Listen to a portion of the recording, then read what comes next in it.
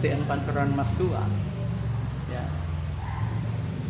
adalah yang namanya Europese Lager School, sekolah dasar berbahasa Eropa yang ada di Depok. Nah, kalau SDN Pancoran Mas barangkali belum ada nilai sejarahnya ya, karena dia baru ya berapa belas tahun barangkali ya. Tapi yang gedung itu yang memiliki sejarahnya adalah yang namanya Europese Lager School ya, sekolah dasar berbahasa Eropa ya. Nah itu sekolah itu hadir di tahun 1878 ya. Pada waktu itu ya, di Depok belum ada sekolah,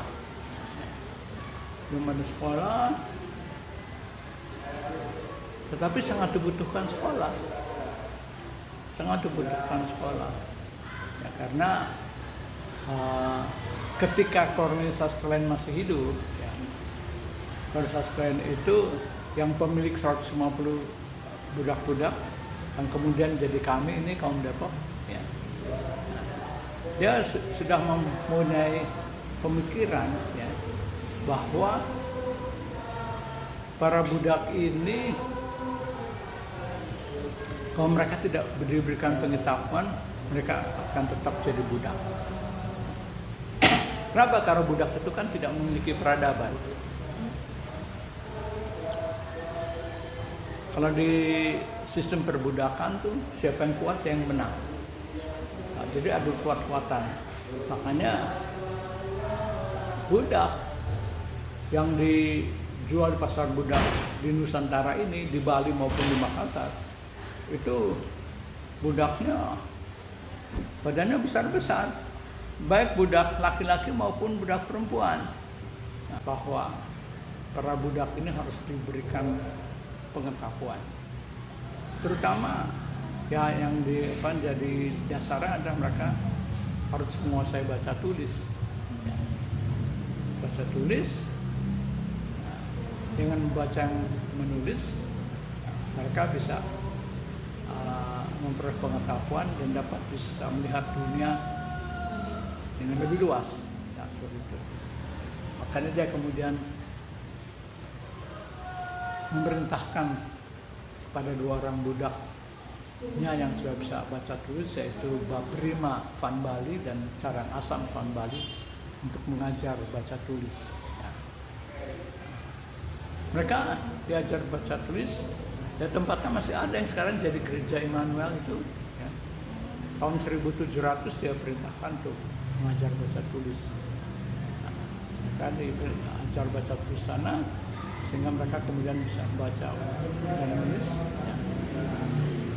Tapi dalam perkembangannya tidak hanya sekedar baca tulis yang mereka perlu pelajari atau mengetahui, maka itu diperlukan adanya pendidikan formal, sekolah. Nah, di Depok ini ada 2 sekolah. Yang pertama namanya Depokse Lager School, sekolah dasar Depok. Ya. Tempatnya di sini sekarang SMP Negeri 1. Anak-anak ke sekolah yang penting niat sekolah, mereka diajar baca tulis. Ya. Tapi sekolah yang di sini Depokse Lager School tidak menggunakan seragam seperti sekolah Europese Lager School. Jadi orang boleh datang, mereka yang ingin belajar silahkan datang, nggak pakai sepatu nyeker juga datang gitu sana. Kemudian karena dibutuhkan sekolah yang lebih formal ya, maka dihadirkan namanya Europese Lager School. Kenapa dihadirkan Europese Lager School? Karena pada waktu itu ketika transportasi dari Jakarta disebut Batavia ke Bogor, Bogor disebut Boyotensore, stasiun tengah-tengahnya ada Depok. Nah, jadi pada waktu itu para petinggi VOC atau orang-orang yang memiliki kedudukan yang baik yang bekerja di Jakarta pada itu, baik di perbankan, di asuransi, di perusahaan ekspor impor, mereka membangun villa di sini. Anak-anak ada yang nggak mau kembali ke Jakarta kalau hari Senin mereka harus kerja lagi, mau sekolah lagi. Nah, mereka minta orang tuanya tinggal di Depok saja gitu. Nah, tapi mereka kan butuh pendidikan. Lalu dihadirkanlah sekolah di Depok karena anak-anak orang Belanda itu. Ya. Maka dihadirkanlah namanya Europese Lagerschool, sekolah dasar berbahasa Eropa.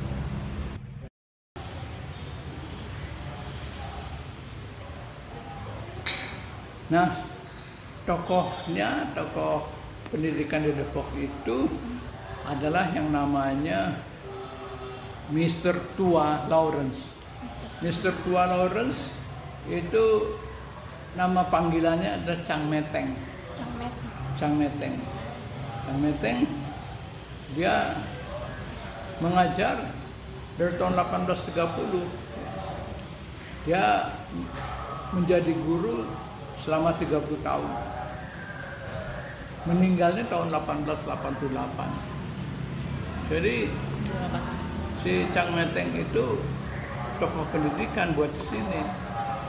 Dia hadir sebelum kita mempunyai tokoh nasional nama Ki Hajar Dewantara. Terus ada Mr. Tua Lawrence. Tahun 1875 murid yang sekolah di sana, sekolah itu juga disebut sebagai Speciale Depok School, sekolah khusus buat orang Depok, mencapai 170 orang. Ya, semakin meningkat. Ya. Nah, kemudian dia berkembang terus sampai tahun 1934 ketika terjadi pecah perang dunia kedua, sekolah itu terhenti karena perang dunia kedua itu hampir semua negara itu ya terkena dampaknya. Jadi dia berhentinya di 1934. Setelah 1934 sekolah itu dipakai oleh sekolah guru karena ada kebutuhan guru meningkat,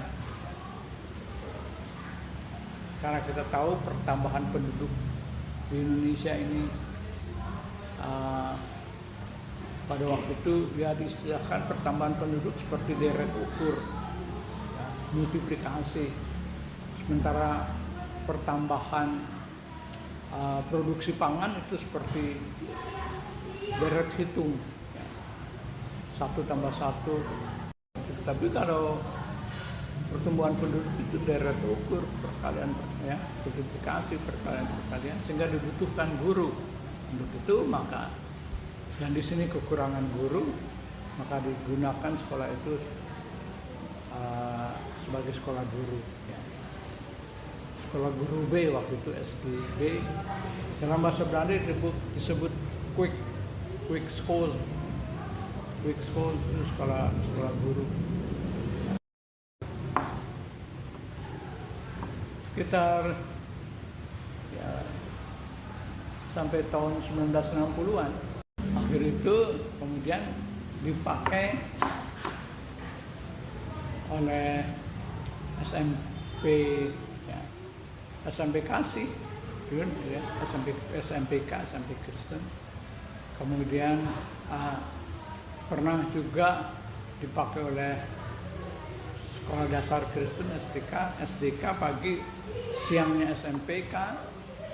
Nah, lalu kemudian ketika pemerintah menggiatkan wajib belajar, waktu itu masih wajib belajar 9 tahun, maka dihadirkan sekolah-sekolah dasar. Waktu di era Orde Baru Pak Harto, kita kenal ada banyak SD Impres gitu. Jadi sekolah itu kemudian juga dipakai untuk sekolah dasar, ya. Lalu yang terakhir dipakai oleh pertama dipakai oleh sekolah guru, kemudian sekolah rakyat latihan.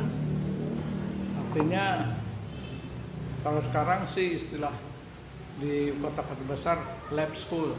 Lab school itu sekolah buat calon-calon guru untuk melakukan praktek, ya. Itu kemudian baru dia menjadi digunakan oleh STN Pancoran Mas II.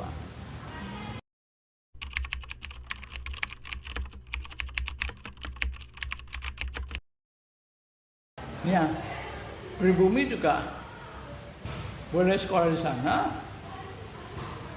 tetapi pribuminya itu ya sebagaimana orang bangsa Eropa pada waktu itu, ya. Itu yang pribumi boleh di sekolah di situ adalah anak-anak orang-orang yang misalnya bangsawan, daerah biru, ya, orang Islam bilang daerah biru, bangsawan, atau enggak dia pengusaha, pedagang yang udah settle, masalahnya settle.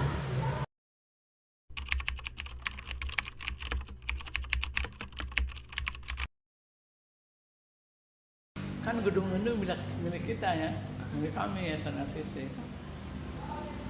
Jadi ketika pemerintah mau pakai buat SD, kan kita perlu pemeliharaan gitu.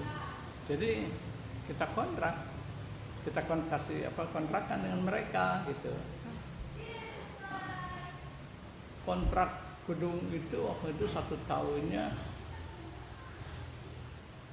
di atas 100 juta, 137 juta apa 100, ya, tiap tahun naik gitu. Hingga pada suatu saat pemerintah ya bersadarlah, oke, kalau gitu kita perlu bangun sekolah sendiri, ya. Kita cari lahannya. Mereka cari lahan, nah dapatnya di sini, di sebelah SDN Depok 1. Nah, di situ jadi APBD-nya itu disisihkan, ya. Beli tanah dulu, terus bangun berapa tahun, ketika udah jadi bangunannya baru mereka pindah kemari, dan mereka tidak lagi mengontrak.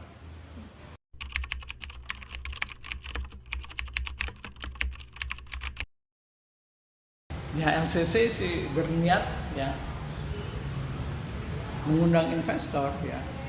Mengundang investor itu pertama adalah untuk tetap menggunakan bangunan itu sebagai lembaga pendidikan.